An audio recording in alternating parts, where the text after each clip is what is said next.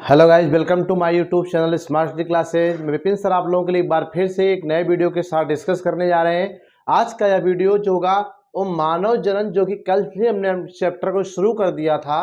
तो इसी चैप्टर में आपका ह्यूमन रिप्रोडक्शन के अंतर्गत ही कल आपने नर जनन तंत्र को देखा था, उसके बारे में हमने बाई फिगर और विभिन्न प्रकार के पार्टों के बारे में डिस्कस किया था। ठीक है, अब हम बात करते हैं मादा जनन तंत्र की, अर्थात फीमेल रिप्रोडक्टिव सिस्टम किसे कहते हैं। आज हम इसे पढ़ेंगे, ठीक है, इस वीडियो में। तो सबसे पहले अगर वीडियो पे नए हैं तो वीडियो को एक बार लाइक करें और चैनल को सब्सक्राइब कर लें, ठीक है।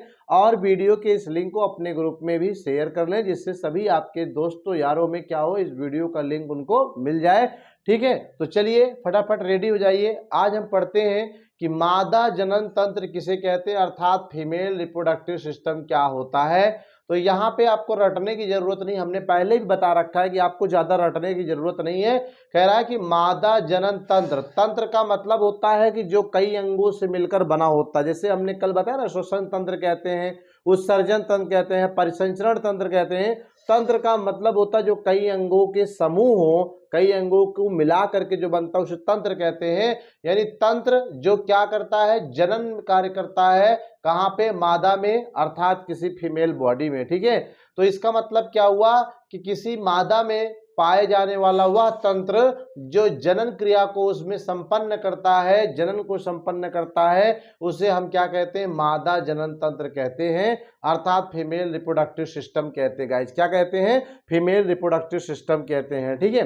अब देखिए, सपोज करिए कि अगर आपको या किसी भी मनुष्य को बच्चा पैदा करना है तो उसके लिए क्या होना चाहिए? एक मेल और एक फीमेल होना चाहिए, ठीक है। मेल और फीमेल के आपस में शारीरिक संबंध बनाने से, शारीरिक संपर्क करने से ही क्या होगा कि उस महिला में बेबी का निर्माण होगा, अर्थात उसको आगे चल करके एक अपने जैसे संतान को उत्पन्न कर पाएंगे। तो इसके लिए नेचर ने क्या किया कि मेल में और फीमेल में दोनों में उसके लिए एक ऑर्गन्स डेवलप कर दिया। उसी अंगों को हम क्या कहते हैं? जनन तंत्र कहते हैं। और ये मेल में भी होता है, फीमेल में भी होता है। तो जो फीमेल में पाए जाते हैं ये सब अंग जो जनन कार्य करते हैं उसी को हम मादा जनन तंत्र कहते हैं। यहाँ लिखा भी होगा हमने कि मादा में पाए जाने वाले वह तंत्र जो मादा में जनन, ठीक है, जनन को संपन्न करने का कार्य करता है, ठीक है, कार्य करता है, उसे मादा जनन तंत्र कहते हैं।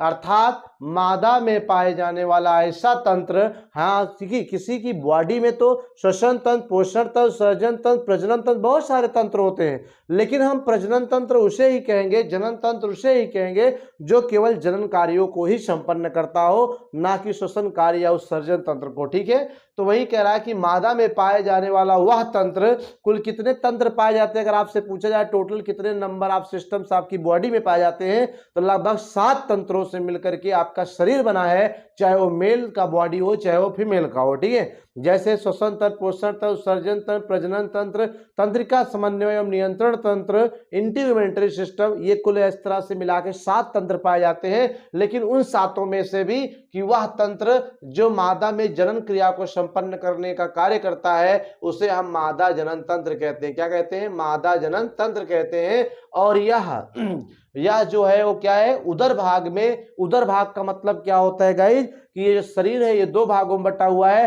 नाभि के ऊपर का भाग वक्ष भाग कहलाता है और नाभि के नीचे का भाग उदर भाग कहलाता है। तो ज्यादातर जनांग क्या होते हैं भैया? जननांग कहाँ पे होते हैं? उदर भाग में होते हैं, चाहे वो मेल हो चाहे वो फीमेल होता है, ठीक है। तो फीमेल में भी यह भाग कहाँ होते हैं भैया? उदर भाग में, शरीर के अंदर स्थित होता है, ठीक है। ये जो जननांग होते हैं आपने देखा था कलनर में, ठीक है, कि नर के शरीर में जो जननांग होते हैं वो आउट ऑफ बॉडी होते हैं, शरीर के बाहर भगवान ने उसकी रचना की है, जिससे कि शरीर के टेम्परेचर से 2 डिग्री सेल्सियस से 3 डिग्री सेल्सियस कम टेम्परेचर पर वो शुक्राणु का निर्माण कर सके।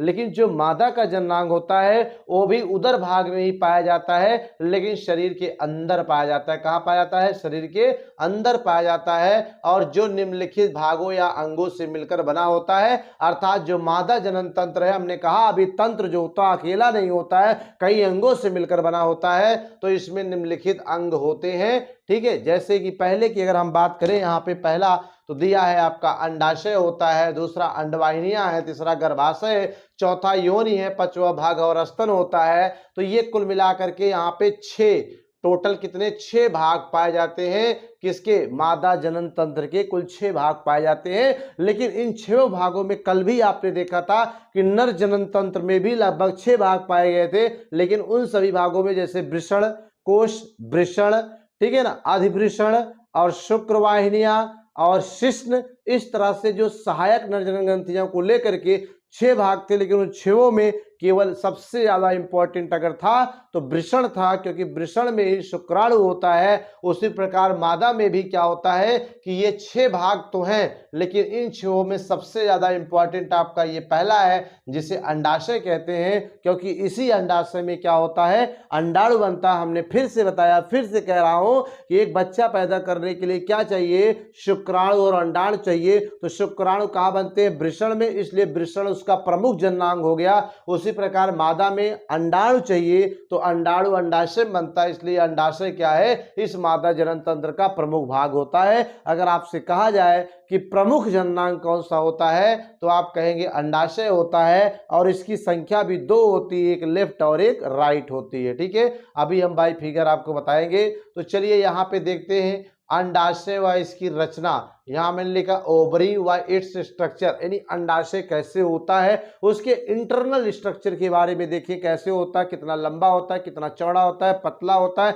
किस आकार का होता है, ये सारी बातें यहाँ पे हम देखेंगे। ठीक है, तो आइए देखते हैं कि अंडाशय जो होता है वो स्त्री का प्रमुख जननांग होता है। अभी हम चर्चा कर ही रहे थे कि अंडाशय क्या होता है, स्त्री का प्रमुख जननांग होता है। नर में होता है वृषण और मादा में होता है अंडाशय, यही प्रमुख क्या होता है, जननांग होता है। इसको नोट कर लीजिएगा गाइस 1 नंबर का। और जो कहाँ स्थित होता है, उदर भाग के, ठीक है, उदर भाग में जो ब्रिक होता है ना, किडनी होती है पीछे साइड, इसी काफी के नीचे, इसके काफी नीचे श्रोणि भाग, श्रोणि भाग का मतलब कमर वाले जो हिस्से होते हैं, श्रोणि भाग में पीछे की ओर गर्भाशय के इधर और उधर क्या होता है, स्थित होता है, जो चपटे बादाम के गिरी के आकार का होता है। ठीक है, अर्थात मादा में जो अंडाशय पाया जाता है, इस अंडाशय की रचना कैसे होती है, चपटे बादाम के गिरी के आकार का होता है। ठीक है, और 2 से 4 सेंटीमीटर लंबा होता है, यानी इसकी लंबाई लेंथ क्या होती है, 2 से 4 सेंटीमीटर होती है,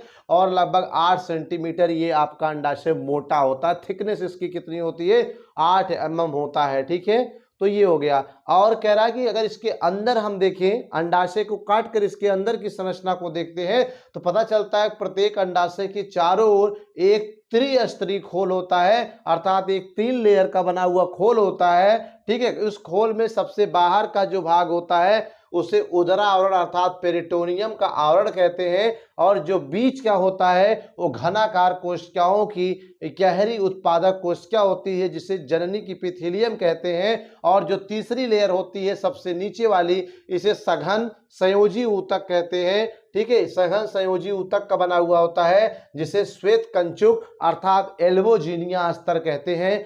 तो कुल मिलाकर के आपने देखा कि जब अंडाशय को हम काटते हैं, काट कर देखते हैं तो हमें पता चलता है कि अंडाशय त्रिस्तरीय खोल से क्या होता है, बना होता है, अर्थात 3 लेयर की बनी हुई संरचना होती है, जिसमें सबसे बाहर का जो होता है लेयर, ठीक है, उसे उदरावरण पेरिटोनियम कहते हैं, और बीच में जो होता है घनाकार कोशिकाओं की गहरी बनी हुई, जिसे जननी की इपिथीलियम कहते हैं, और सबसे नीचे का सघन संयोजी ऊतक का बना होता है, जिसे श्वेत कंचुक कहते हैं। ठीक है, या एल्बोजीनिया अस्तर कहते हैं। ठीक है, तो ये 3 लेयर हो गया। अब अंडाशय के समस्त भीतरी ऊतक को पीठिका कहते हैं, अर्थात अंडाशय को काटने के बाद अंदर जितने ऊतक दिख रहे हैं सबको हम पीठिका कहते हैं।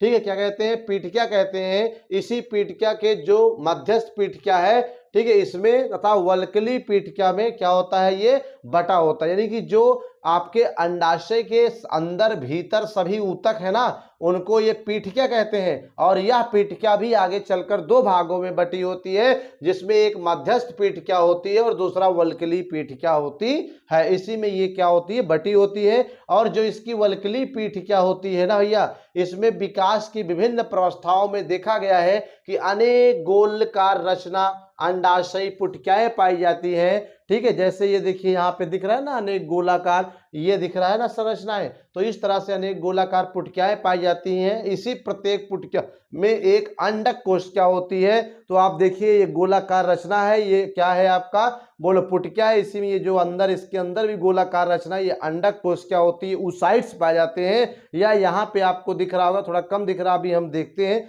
तो यहाँ पे ये दिख रहा है आपका फिगर, तो ये अंडक कोशिका होती है, oocytes होती है, जो अंड जनन द्वारा अंडाणु का निर्माण करती है या अंडाणु में बदल जाती है। तो यानी एक क्वेश्चन यहाँ पे ये भी कंप्लीट हो गया। अंडाणु का निर्माण किस प्रक्रिया द्वारा होता है, अंड जनन द्वारा, और किस कोशिका द्वारा होता है, अंडक कोशिका द्वारा होता है। किसके द्वारा होता है भैया, अंडक कोशिकाओं के द्वारा होता है। ये भी आप अंडरलाइन कर लेंगे कि ये क्या होता है, अंडक कोशिकाओं के द्वारा ये होता है। ठीक है, अंडक कोशिका का मतलब उस साइड से, जैसे यही है, आपने वृषण को यहाँ पे काटा है तो आपने स्ट्रक्चर देखा कि ये जो आपकी संरचना है यही आपकी पुटकिया है। ठीक है, ये समझ लीजिए आपकी पुटकिया है। तो इस पुटकिया के अंदर भी क्या है, ये जो गोलाकार रचना दिख रही है इसी को अंडक कोशिका कहते हैं। यही अंडक कोशिकाएं आगे चल करके क्या होती हैं, अंडाणु बनाती हैं, अर्थात ओवम का निर्माण करती हैं। गाइस क्या करती हैं, ओवम का निर्माण करती हैं। तो यहाँ मैंने अंडाशय की एक काट दिखाई है। ये फिगर आपसे डायग्राम क्वेश्चन आपका बोर्ड एग्जाम में पूछा जाता है। ठीक है, अंडाशय की काट का सचित्र वर्णन कीजिए। तो अंडाशय की काट का फिगर इस तरह से बनाइएगा और इसके बारे में ये लिखना पड़ेगा आपको। ठीक है, और इसका फिगर अगर आप थोड़ा अच्छे से देखना चाहो तो आप बुक उठाइए, इस फिगर को 2 से 3 बार, 4 बार, 6 बार, 8 बार, 10 बार प्रैक्टिस कर लीजिए ताकि परीक्षा में आए तो कहीं जाने ना पाए। इस फिगर को थोड़ा सा कम दिख रहा होगा, अब हम कैमरे को डाउन करने चल रहे हैं तो आपको ये फिगर पूरा दिखेगा। ठीक है, चलिए दिख रहा होगा आपको, तो ये पूरा फिगर यहाँ पे आपको दिख रहा है। ठीक है, तो इसमें आपको, ठीक है, देखना क्या है कि ये जो आपको ये संरचना दिख रही है, ठीक है ना, ये आपका रक्त वाहिनियां होती हैं, ब्लड वेसल्स होती हैं, और इसमें ये जो संरचना है ये कार्पस ल्यूटियम होता है। ठीक है, जो अंडाशय के अंदर पाया जाता है। और इसी कार्पस ल्यूटियम के बाद अगर हम देखें तो ये अंदर जो गोलाकार ऐसे ये बहुत सारी रचनाएं पाई जाती हैं। इसे पुटकिया कहते हैं। क्या कहते हैं, पुटकिया कहते हैं। इसी पुटकिया के अंदर अगर देखें तो ये गोलाकार रचना जिसे अंडक कोशिका कहते हैं, यहाँ भी ये देख रहे हो oocytes अर्थात अंडक कोशिकाएं होती है। आगे चल करके ये oocytes यहाँ से निकल करके, ठीक है, यहाँ से निकल करके ये अलग से यहाँ पे आ जाती हैं। यही oocytes आगे चलकर क्या करती हैं, अंड जनन द्वारा अंडाणु का निर्माण करती हैं, जो बाद में क्या होता है कि इस अंडाशय से निकलकर फैलोपियन नलिका में चला जाता है। तो हमने कहा यहाँ ब्लैक बोर्ड पे हो सकता है कि आपको फिगर थोड़ा कम स्पष्ट दिख रहा हो, कम अच्छा लग रहा हो, आप फिगर उठाइए और अंडाशय की काट का आप चित्र देखिए, वो आपके बुक में दिया होगा, वहां से अच्छे से 3-4 बार प्रैक्टिस कर लीजिएगा, आपके पेपर में ये क्वेश्चंस जरूर आएगा। ठीक है, तो ये कुल मिलाकर के ये अंडाशय व इसकी रचना का यहाँ पे वर्णन हो गया। इसमें सिर्फ इतना याद रखना है कि अंडाशय जो होता है ये उदर भाग, पहली चीज तो ये मादा का प्रमुख जननांग होता है और ये स्थित कहाँ होता है, उदर भाग में ही, किडनी के काफी नीचे श्रोण भाग में, अर्थात कमर के भाग में पीछे की ओर, गर्भाशय के इधर उधर, क्योंकि लेफ्ट और राइट 2 होती है ना, तो इधर उधर स्थित होता है। और जिसकी आकृति चपटे बादाम के गिरी के आकार का होता है और इसकी जो लंबाई है 2 से 4 सेंटीमीटर होती है और मोटाई जो होती है ये लगभग 8 mm होती है। ठीक है गाइस, तो ये हो गया। अब आप कह रहे हैं प्रत्येक अंडाशय को जब काटते हैं ना, इसके चारों ओर 3 लेयर पाई जाती है, जिसमें पहली लेयर जो होती है, ठीक है, सबसे बाहर का वो उदरा आवरण है, पेरिटोनियम होता है, और बीच वाला जो होता है घनाकार कोशिकाओं की गहरी उत्पादक जिसे जननी की इपिथीलियम कहते हैं, और सबसे नीचे की सघन संयोजी ऊतक की बनी हुई होती है जिसे श्वेत कंचुक या एल्बुजिनिया अस्तर कहते हैं। अब अंडाशय के भीतर जितने ऊतक पाए जाते हैं सबको पीठिका कहते हैं, स्ट्रोमा कहते हैं, और ये पीठिका भी मध्यस्थ पीठिका और वल्कली पीठिका में क्या होती है, बटी होती है। जो वल्कली पीठिका होता है इसके विकास की विभिन्न अवस्थाओं में अनेक गोलाकार अंडाशयी पुटकियाएं पाई जाती हैं। जैसे ये देखिए 1, 2, 3, 4 ऐसी पुटकियाएं हैं ये। इसी पुटकिया में एक अंडक कोशिका पाई जाती है। देखिए बीच में भी इसके अंडक कोशिका यहाँ पर उपस्थित है। यही अंडक कोशिकाएं आगे चल करके अंडाणु का निर्माण करती हैं, अर्थात ओवम का निर्माण करती हैं गाइस। ठीक है, तो इस तरह से ये आपका कंप्लीट हुआ। इसका एक स्क्रीनशॉट लीजिए। फिर चलते हैं यहाँ पे जो बचा हुआ है अंडवाहिनी, गर्भाशय, योनि भाग, स्तन, इन सब के बारे में हम डिस्कशन करने जा रहे हैं। चलिए नोट कर लिया होगा आप लोगों ने। अब हम अंडाशय के बाद दूसरा जो चर्चा कर रहे थे अंडवाहिनी की, अब हम अंडवाहिनी जैसे फैलोपियन नलिका है, या फैलोपियन ट्यूब भी कहते हैं, उसकी डिस्कस हम यहाँ पे करेंगे। ठीक है, तो दूसरा हमने लिखा भी एक अंडवाहिनी व उसकी रचना स्ट्रक्चर आप ओविडक्ट कहते हैं। तो जो प्रत्येक अंडाशय के ऊपरी भाग पर, ठीक है, तो ये देखिए मैंने यहाँ पे फीमेल रिप्रोडक्टिव सिस्टम बना रखा है, अर्थात मादा जनन तंत्र को हमने यहाँ पे डिजाइन किया है। ठीक है, तो इसमें जो ये गर्भाशय है, ठीक है, ये गर्भाशय है पूरा बीच वाला भाग, लेकिन यहाँ पे जो आपको दिख रहा है ये आपका है अंडाशय। ठीक है, यही क्या है, अंडाशय है। इसे हम क्या कहते हैं, ओवरी कहते हैं। यही अंडाशय क्या होते हैं, ये गर्भाशय, गर्भाशय के इधर और उधर क्या होते हैं, 2 की संख्या में लेफ्ट और राइट में स्थित होते हैं अंडाशय। ठीक है, तो अब इसमें अंडाशय अभी मैंने आपको बताया, अब हम अंडवाहिनी की चर्चा करेंगे। ठीक है, तो कह रहा है प्रत्येक अंडाशय के ऊपरी भाग पर ये अंडाशय है, इसी के ऊपर यानी ये अंडाशय, इसी के ऊपर यानी ये, ठीक है, ऊपरी भाग पर मीसोबेरियम द्वारा सधी हुई, ठीक है, अंडवाहिनी पाई जाती है। तो ये अंडाशय के ऊपर यही क्या है, ये जो नली है यहाँ से यहाँ तक आप देख रहे हो, ठीक है, यहाँ से यहाँ तक, यहाँ से यहाँ तक की नली देख रहे हो, इसी नली को हम क्या कहते हैं, अंडवाहिनी कहते हैं, या फैलोपियन नलिका कहते हैं, या ट्यूब भी कहते हैं। ठीक है, कहते हैं इसके 3 प्रमुख भाग होते हैं जो इस प्रकार हैं। नंबर 1 कीपक अर्थात इनफंडिबुलम, दूसरा तुम्बिका अर्थात इम्पुला, तीसरा संयोजक अर्थात स्थमस। तो ये 3 प्रकार के 3 भागों में बटी हुई थी, आपको दिख भी रहा है कि ये पहला यहाँ से शुरू करें तो ये पहला भाग है जिसे कीपक कहते हैं, इनफंडिबुलम कहते हैं।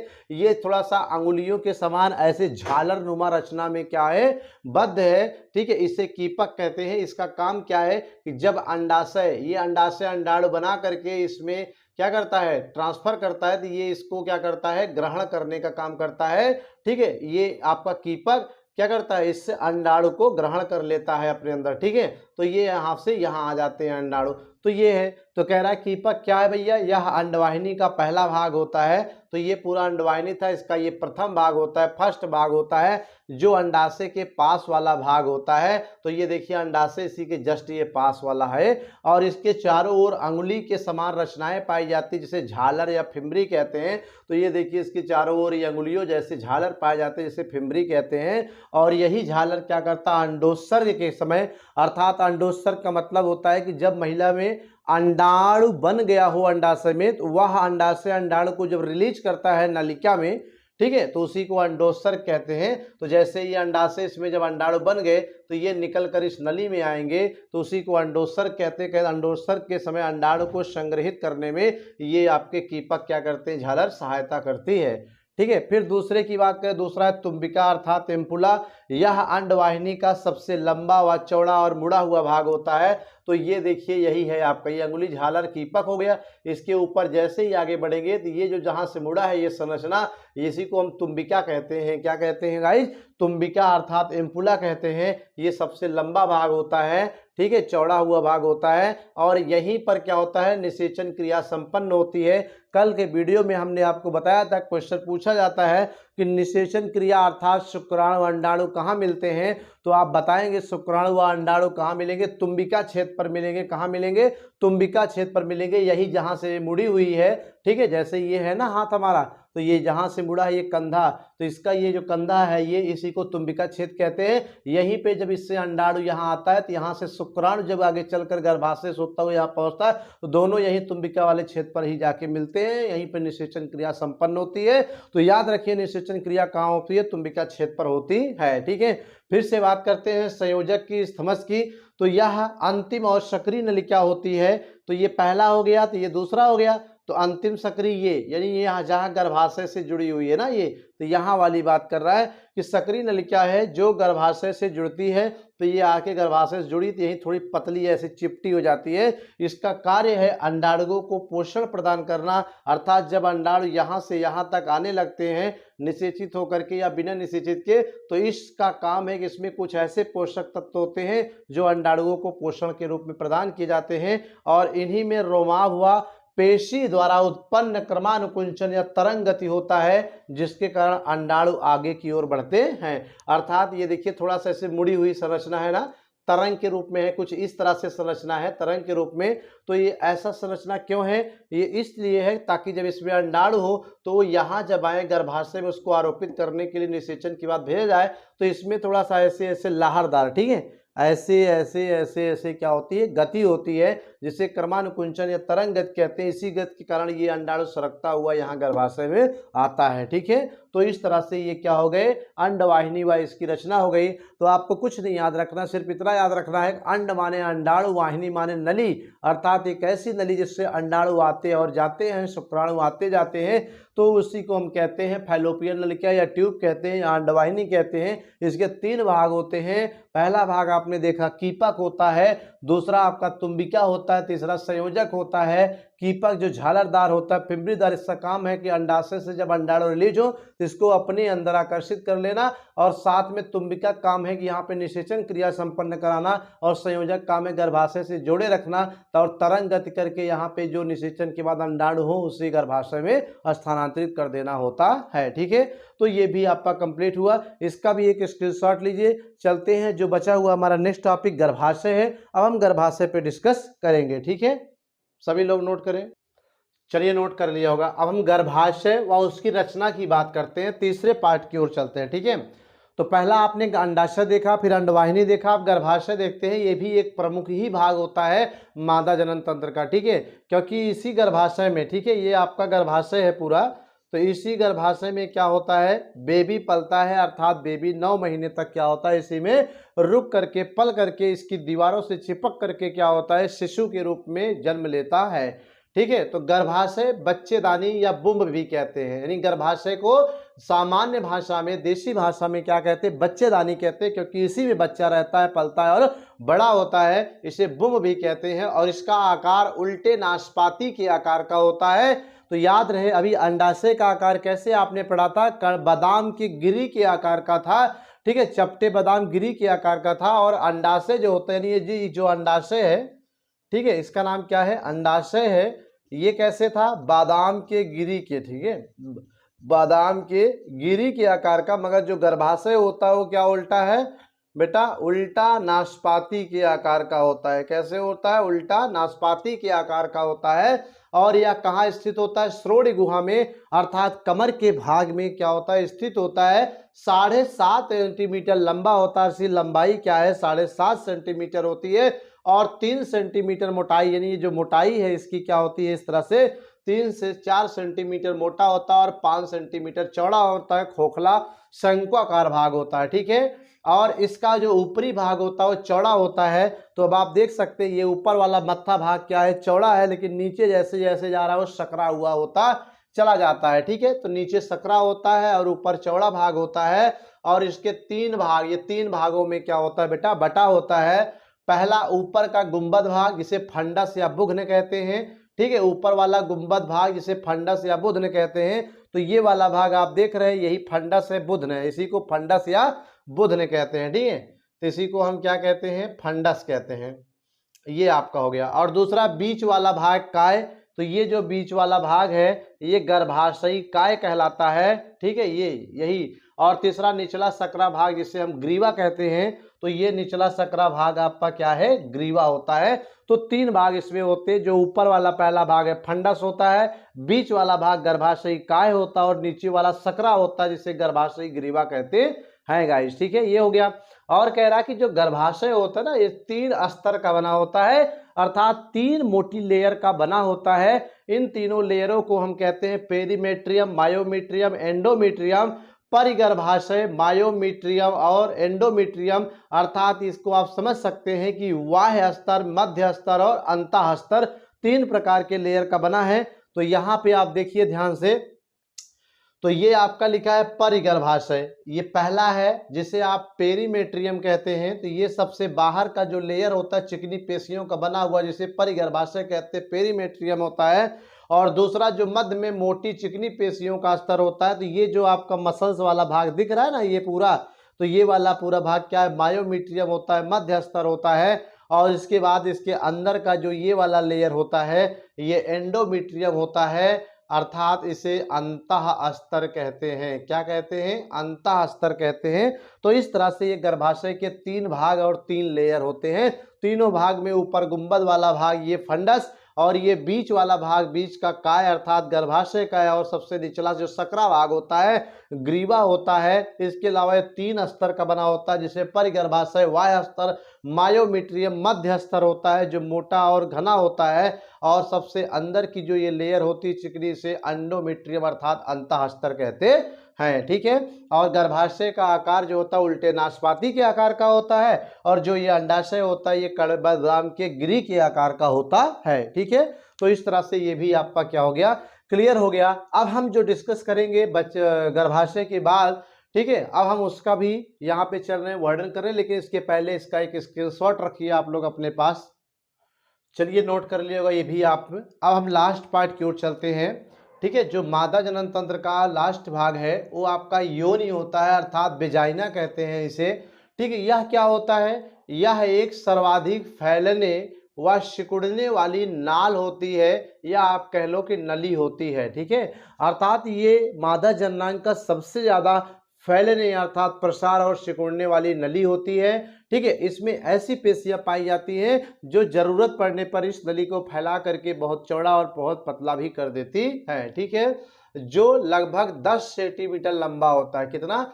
10 सेंटीमीटर बेटा लंबा होता है। और इसी के द्वारा, इसी नली के द्वारा मासिक धर्म जब होता है तो उसी के समय जो रक्तस्राव होता है, ठीक है, वे शरीर से बाहर आते हैं। और साथ में प्रसव के समय जो होता है यह नली प्रसव मार्ग का कार्य करती है, अर्थात बच्चे के बाहर आने का कार्य करती है। तो अब आप समझ गए होंगे कि ये इतना फैलती सिकुड़ती क्यों है। जब प्रसव का समय आता है तो इसमें प्रसार कुछ ज्यादा हो जाता है, जिसकी वजह से बेबी आसानी से क्या होता है? बाहर आ जाता है, अर्थात प्रसव क्रिया आसानी से संपन्न हो जाती है। ठीक है। और फिर से वो सिकुड़ करके अपनी जगह पे चली जाती है। इसीलिए कहते हैं कि यह सर्वाधिक फैलने व सिकुड़ने वाली नली होती है। ठीक है।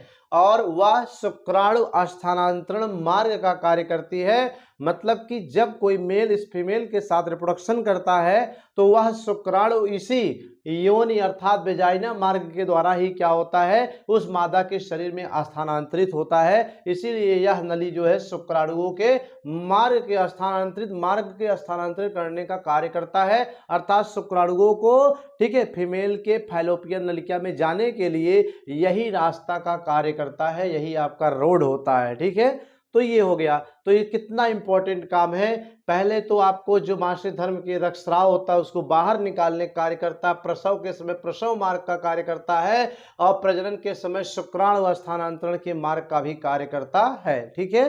तो ये आपका हो गया योनि। अब बात करते हैं दुग्ध ग्रंथियों व स्तन की।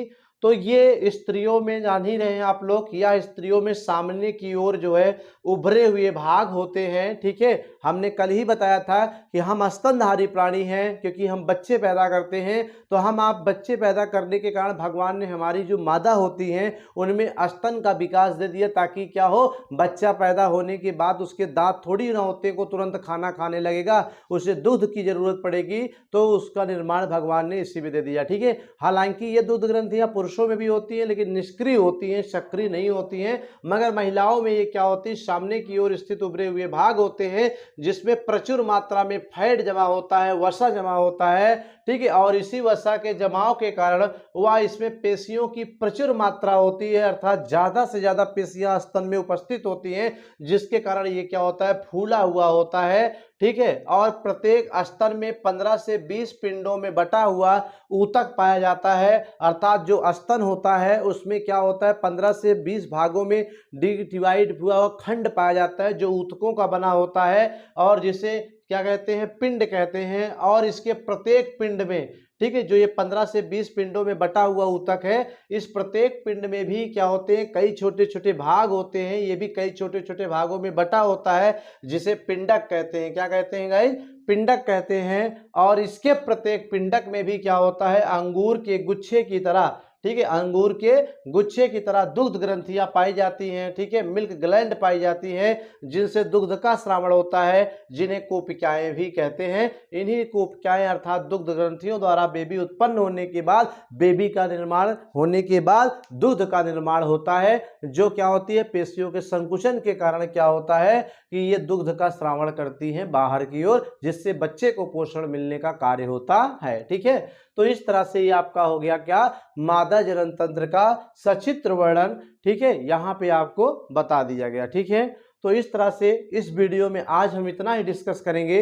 अब मिलते हैं कल के नेक्स्ट वीडियो में। ठीक है, उस वीडियो में अभी जो बचा हुआ आपका कुछ और इस पार्ट का टॉपिक्स होगा, हेडिंग होगा, हम उसको कवर कराएंगे। ठीक है, लेकिन तब तक के लिए आप इसका एक स्क्रीनशॉट लीजिए। मिलते हैं तब तक के लिए नेक्स्ट वीडियो में। धन्यवाद। जय हिंद।